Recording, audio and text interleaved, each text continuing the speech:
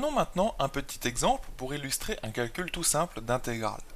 Donc là, on a un exemple, calculer l'intégrale, donc ça se lit comme ça, l'intégrale de f, donc cette fonction qui est à l'intérieur, que nous allons voir d'un petit peu plus près dans un instant, entre moins 2 et 4.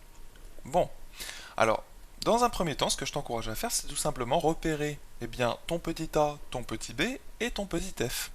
Donc le petit a, c'est ceci. Le petit b, parce qu'on note souvent petit a et petit b, puisque ici j'ai laissé la définition d'une intégrale de f entre a et b. Donc là, ce que je souhaite faire, c'est simplement identifier chacune des inconnus finalement pour pouvoir appliquer cette formule en bas. Donc voilà, donc petit a c'est moins 2, petit b c'est 4, et la fonction f, c'est tout simplement, tu vois ici, j'ai noté la variable u pour te déstabiliser un petit peu, mais ça pourrait très bien être t, donc t plus 1 dt, ça pourrait très bien être x, donc x plus 1 dx. Donc ici, notre fonction f, c'est celle-ci, telle que donc f de x, tiens, je vais le noter comme ça maintenant, f de x égale x plus 1. Voilà.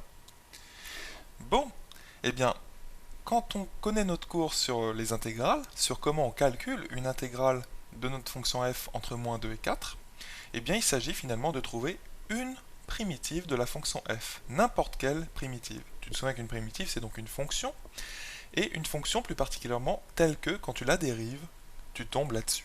C'est-à-dire finalement, une autre façon de poser la question, c'est que f est la dérivée de quelque chose.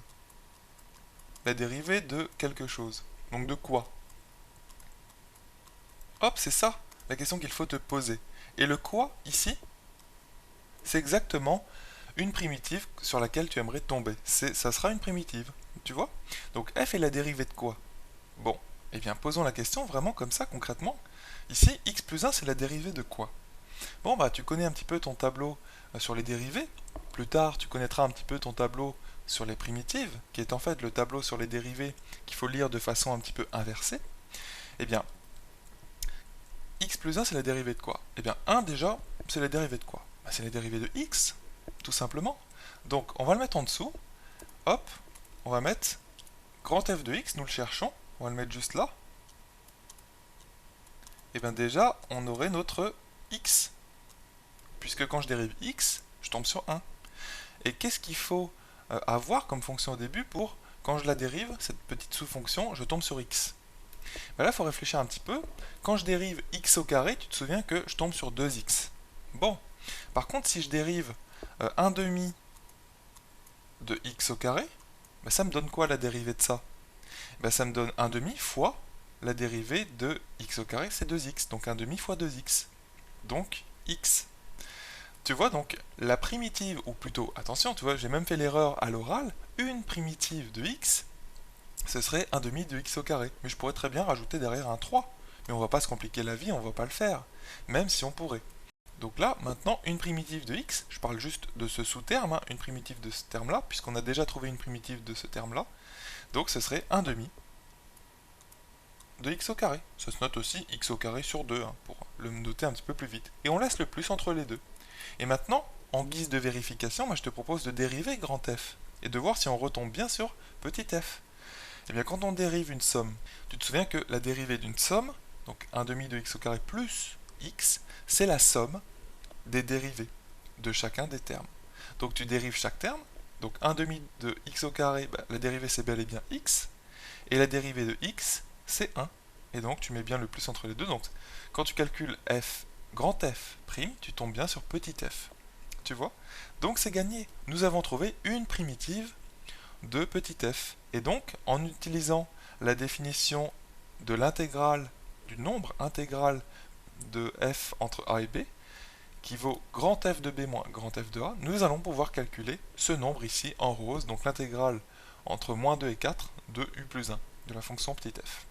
Donc c'est tout simple, je reprends cette formule et je l'applique. Donc nous obtenons l'intégrale entre moins 2 et 4 de f de u du, ou de u plus 1 du, on va vraiment la noter u plus 1 du, c'est égal à, grand F de quoi? De b, donc grand F de 4 moins grand F de moins 2.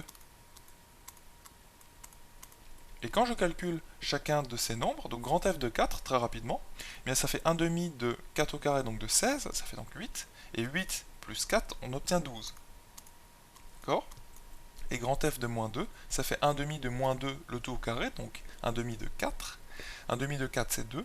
Et donc 2 plus donc moins 2, et bien ça nous fait 0. Donc 12 moins 0.